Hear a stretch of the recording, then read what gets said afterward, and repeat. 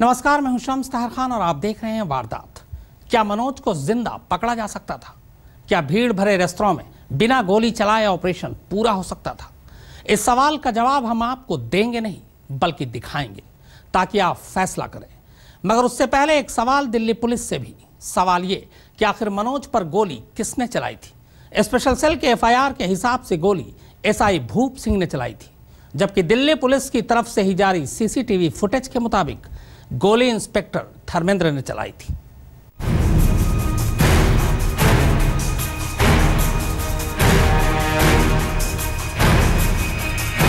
सोलह मई 8:14:49, Sagar Ratna restaurant, Delhi. Camp fire.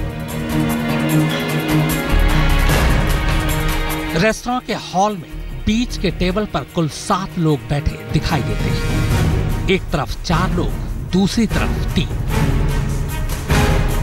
बाएं से दूसरे नंबर पर नीली शर्ट में बैठा शख्स मनोज वशिष्ठ है। सातों बातें कर रहे हैं, जबकि मनोज के ठीक पीछे की कुर्सी टेबल खाली है। हाँ, उसके पीछे के दूसरे टेबल पर एक शख्स बैठा जरूर नजर आ रहा है। वो कुछ खा रहा है। अब गौर से देखिएगा, तस्वीरें थोड़ी धुंधली हैं, पर सामने की तरफ से सफेद पैंट कमीज पहने एक शख्स आपको कुर्सी से उठता नजर आएगा। ये सफेद पैंट कमीज पहना शख्स कोई और नहीं बल्कि दिल्ली पुलिस के स्पेशल सेल के इंस्पेक्टर धर्मेंद्र कुमार है। इंस्पेक्टर धर्मेंद्र कुमार मनोज के सामने बाईं तरफ से आगे बढ़ते हैं। उनके उठते ही अचानक उनके दाएं बाएं से 2 और लोग साथ हो लेते हैं। सादी वर्दी में ये दोनों भी पुलिस वाले हैं। मनोज इस वक्त अपने दाहिने बैठे शख्स से बातचीत कर रहा है। उसका ध्यान इंस्पेक्टर धर्मेंद्र की तरफ अभी गया ही नहीं है। इसके बाद इंस्पेक्टर धर्मेंद्र आगे बढ़ते हैं और मनोज से कुछ कहते हैं। उनके कहते ही अचानक अगले ही पल वो मनोज का दाहिना हाथ पकड़ते नजर आते हैं। दाहिने हाथ को जिस तरह पकड़ने की वो कोशिश कर रहे थे, उससे अंदाजा होता है कि मनोज के हाथ में शायद पिस्टल थी, पर तस्वीर में साफ कुछ दिखाई नहीं दे रहा है। इंस्पेक्टर धर्मेंद्र के मनोज को दबोचता देख अचानक आगे पीछे और दाएं बाएं से एक साथ अब कई और सादी वर्दी में मौजूद पुलिस वाले मनोज पर कूद पड़ते हैं। अब पहली बार पीछे के टेबल पर खाना खा रहे शख्स को हंगामे का अंदाजा होता है और वो सीट छोड़कर भागता है। इधर एक साथ कई पुलिस वाले मनोज को शायद जमीन पर गिराकर दबोचना चाहते थे, मगर इस चक्कर में खुद 2-3 पुलिस वाले नीचे गिर पड़ते हैं। इनमें इंस्पेक्टर धर्मेंद्र भी है और साथ में नीचे गिर पड़ता है मनोज। अब तक चारों तरफ से पुलिस वाले मनोज को घेर चुके होते हैं। इसी बीच अचानक इंस्पेक्टर धर्मेंद्र और एक दूसरा पुलिस वाला फर्श से उठता है। अब तस्वीर में मनोज फर्श पर गिरा नजर आ रहा है। इसी बीच सीसीटीवी फुटेज में दिखाई देता है कि इंस्पेक्टर धर्मेंद्र अपने दाहिने हाथ से कमर से कुछ निकाल रहे हैं। फिर अगले ही पल उनका दाहिना हाथ नीचे की तरफ जाता है। उंगलियां कुछ हरकत करती हैं और ठीक उसी वक्त नीचे पड़े मनोज का बायां हाथ थोड़ा सा हिलता है और फिर वो पूरी तरह से शांत हो जाता है।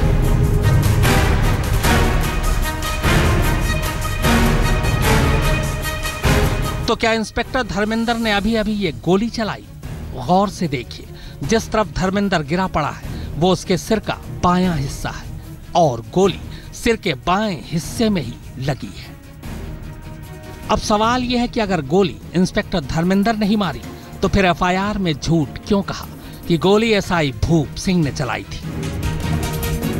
आप किसी को जब पीछे से कंधे पे हाथ रख के बोलेंगे कि पहचाना मुझे, तो आदमी खड़ा होगा। खड़े होते ही आपने उन्हें एकदम झपटा और नीचे गिराया और मार दिया। फुटेज तो यही दिखा रही है ना। तो ये तो हत्या है, ये कहाँ एनकाउंटर है? मैं ये सीसीटीवी फुटेज देखी नहीं है, तो इसलिए मैं उस पर अभी कुछ कह नहीं सकता। एसआईटी हमने कॉन्स्टिट्यूट कर दी है। वैसे सीसीटीवी फुटेज के साथ ही पुलिस ने इस एनकाउंटर की एक चश्मदीद के बयान का भी वीडियो जारी किया है। पूरा नहीं बल्कि बस खास हिस्सा। ये महिला एनकाउंटर के वक्त मनोज के ठीक सामने बैठी थी। जब तक गन निकाल दिए थे एंड दे वर होल्डिंग, तो उनका हाथ ऐसे मूविंग हो रहे थे and I was just not understanding क्या हो रहा था। वैसे आपको बता दूं कि ये सीसीटीवी फुटेज खुद दिल्ली पुलिस ने जारी की है और हैरत अंगेज तौर पर तस्वीरें बेहद धुंधली और खास जगहों पर तो और भी धुंधली है। तो क्या तस्वीरें जानबूझकर खराब और धुंधली जारी की गई हैं?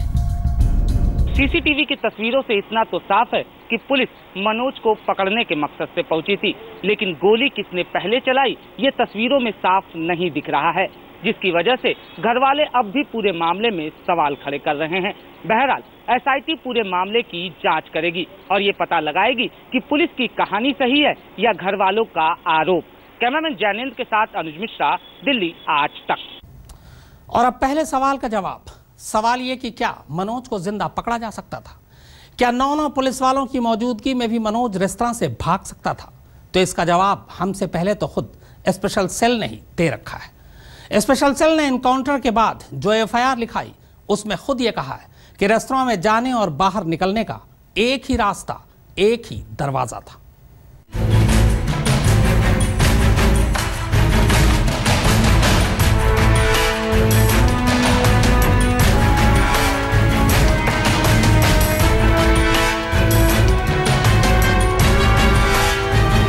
क्या सागर रत्ना रेस्तरां से मनोज को जिंदा पकड़ा जा सकता था?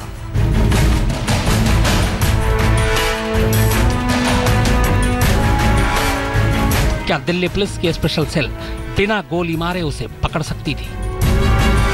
तो जवाब है जी हां, बिल्कुल ऐसा हो सकता था।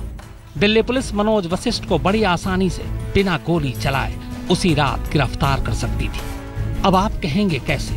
तो इसके लिए आपको मेरे साथ सागर रत्ना रेस्तरां चलना होगा।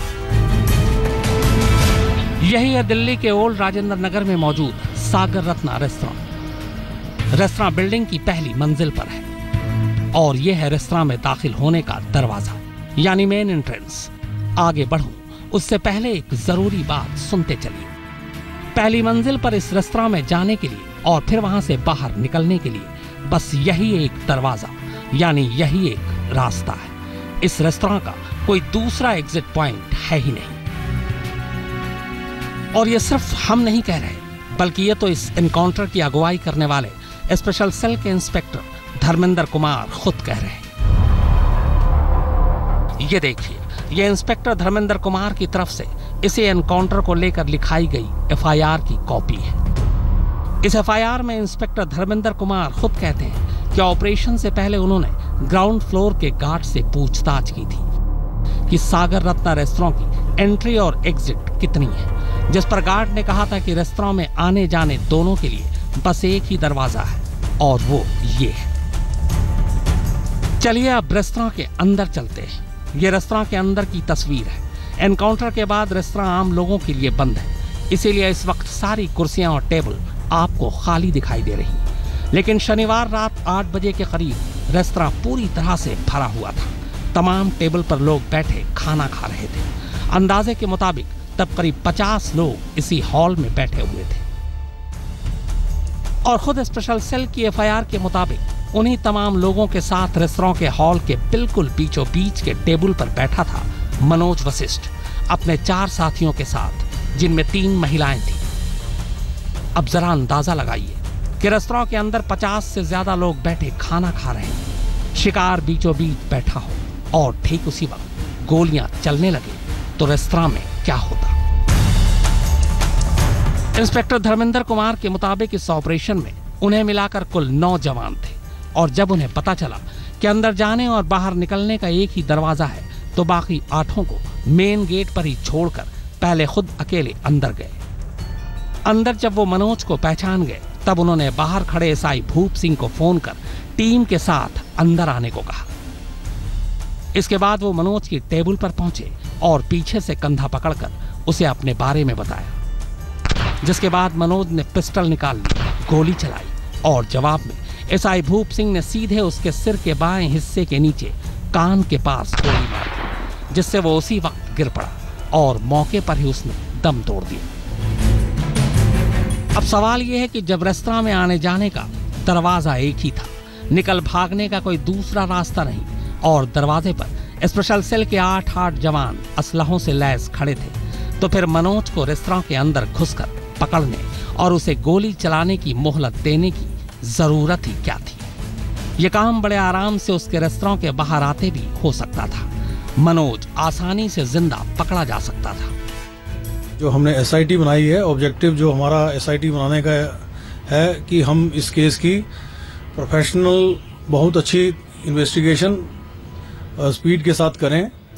इसीलिए सवाल सिर्फ एनकाउंटर या फर्जी एनकाउंटर का ही नहीं है, बल्कि सवाल स्पेशल सेल की काबिलियत को लेकर भी है। मनोज न तो कोई आतंकवादी था, न ही खूंखार कातिल या किलर, वो बस जालसाज था। अब जरा सोचिए, शनिवार की रात मनोज की जगह कोई पेशेवर हत्यारा, आतंकवादी या गैंगस्टर होता तो रेस्तरां में क्या होता? मनोज वशिष्ठ का एनकाउंटर हुआ या फिर मर्डर, ये जांच का विषय है। लेकिन अपने आप में ये अनोखी बात इसलिए है क्योंकि आरोपी भी खुद पुलिस है और मामले की जांच भी पुलिस कर रही है।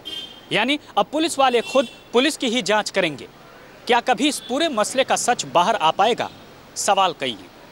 कैमरामैन लोकेंद्र पांडे, अनुज मिश्रा और चिराग गोठी के साथ राम किंकर सिंह, दिल्ली आज तक। एनकाउंटर से 10 दिन पहले ही स्पेशल सेल ने अदालत से कहा था कि मनोज के खिलाफ कोई मामला दर्ज नहीं है, और 10 दिन बाद ही उसे ढेर कर दिया। एक चौंकाने वाला खुलासा बस ब्रेक के बाद। मनोज ने इसी महीने दिल्ली की एक अदालत में अग्रिम जमानत के लिए अर्जी दी थी। उसने अंदेशा जताया था कि स्पेशल सेल उसे झूठे मामलों में गिरफ्तार कर सकती है। इस पर जब अदालत ने स्पेशल सेल से जवाब तलब किया तो जानते हैं स्पेशल सेल ने क्या जवाब दिया? यही कि उसे मनोज की गिरफ्तारी की ना तो कोई जरूरत है और ना ही उसके खिलाफ कोई मामला दर्ज है। ये FIR 17 मई रात 1:30 बजे की है और FIR लिखवाई है दिल्ली पुलिस के स्पेशल सेल के इंस्पेक्टर धर्मेंद्र कुमार ने, जिन्होंने ऑपरेशन मनोज को लीड किया।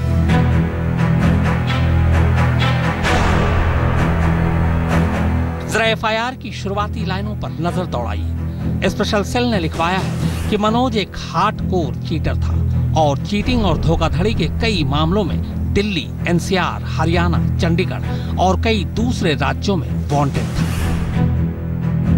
अब जरा इस कागज को भी देख लीजिए। यह पटियाला हाउस कोर्ट में उसी स्पेशल सेल के वकील की तरफ से उसी मनोज के बारे में दी गई जानकारी है। इस पर तारीख 6 मई की है, यानी मनोज के एनकाउंटर से सिर्फ 10 दिन पहले की। दरअसल मनोज को डर था कि स्पेशल सेल उसे गिरफ्तार कर सकती है, लिहाजा उसने पटियाला हाउस कोर्ट में अग्रिम जमानत की अर्जी लगाई थी। इसी अर्जी पर अदालत ने स्पेशल सेल से जवाब तलब किया था। तब स्पेशल सेल की तरफ से उसके वकील ने बाकायदा अदालत में जानकारी दी थी कि मनोज के खिलाफ न तो कोई FIR दर्ज है और न ही उसके खिलाफ कोई शिकायत है, लिहाजा अग्रिम जमानत की उसे जरूरत ही नहीं है। उन्होंने 29 अप्रैल को भी उनको रोका था यहाँ पर एयरपोर्ट से आते टाइम, और उस टाइम भी वो लोग 60,000 रुपए लेकर गए थे। और अभी जहाँ तक हमें लगता है कि पैसों की बात नहीं बनी होगी और उन्होंने शूट कर दिया। शनिवार की रात को दिल्ली पुलिस के स्पेशल सेल के हाथों एनकाउंटर में मारे गए मनोज का पोस्टमार्टम पूरा हो चुका है, लेकिन परिवार ने उनकी डेड बॉडी को लेने से साफ तौर पर इनकार कर दिया है। उनका कहना है कि डेड बॉडी तब लेंगे जब इस पूरे मामले में 302 का मुकदमा दर्ज हो जाएगा। अब सवाल यह है कि जिस शख्स की 10 दिन पहले तक स्पेशल सेल को जरूरत ही नहीं थी, अचानक इन 10 दिनों में वो इतना बड़ा मोस्ट वांटेड और खतरनाक कैसे बन गया कि उसके लिए इतना जाल बिछाना पड़ा, गोली चलानी पड़ी, जान लेनी पड़ी।